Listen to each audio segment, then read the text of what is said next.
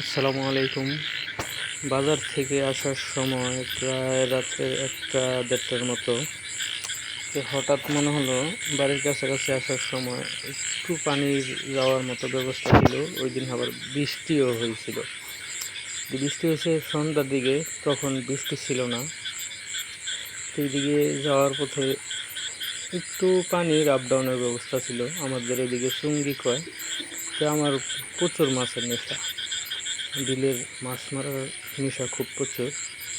তখন রাত্র আর দিন কিছুই পার্থক্য মনে হয় না। তো এইখানে একটু রাস্তার পাশেই উঁকি দিয়ে দেখলাম এখানে মাছ আছে, সাপও আছে। তো সাপটা মাছরে খাওয়ার অনেক চেষ্টা করতেছে। তখন ভিডিওটা করতে মন চাইলো। মাছটা অনেক বড়। সাপও তো প্রায় 6 মাস না খাইয়া শুকনা দিন গেছে, বর্ষার প্রথম মৌসুমে। তো সাপ চিকনা চাকনা, মাছটাও ওই তুলনায় অনেকটা বড়ই। তো খাইতে পারতেছে না, অনেকক্ষণ চেষ্টা করতেছে, খাইতে পারতেছে না, নাড়াচাড়া করতেছে, খাইতে পারতেছে না। অল্প একটু জন্যে মনে হয় যে মাছটা ছুটতে পারতেছে না। আসলেই আমরা অল্প একটুর জন্য অনেক কিছু থেকে ছুটতে পারি না, আবার অনেক সময় অনেক কিছু অল্প একটুর জন্য করতে পারি না। তো যাই হোক, তা আমার জন্য দোয়া করবেন সবাই। আপনাদের জন্য দোয়া রাখি, আল্লাহ পাক আমাকে আপনাদের সকলকেই মঙ্গল দান করুক, হালাল টাকা উপার্জন করে তৌফিক দান করুক দয়া করে।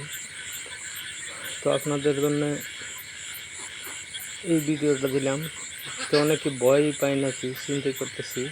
তো ভয় পাইলেও তো একটা অভিজ্ঞতার দরকার আছে। সাপ এমন হয়, এমনভাবে কামড় দেয়, সাপ দেখে ভয় ভিতরে জন্ম নেওয়াটাও স্বাভাবিক, যাতে সাপ থেকে দূরে থাকা যায়। আর যে সাহস করে আগাইতে পারে, এটা তো ভিন্ন কথা।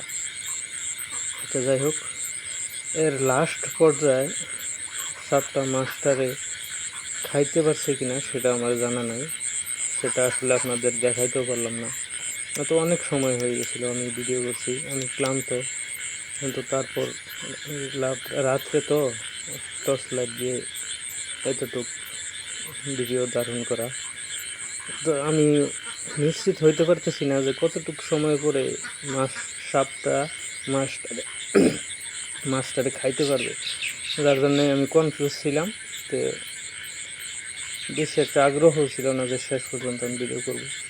আর সব মিলে বুঝতেই পারছেন, আমি বাজারে একটু দোকান করি, তো অনেক সময় খিদা।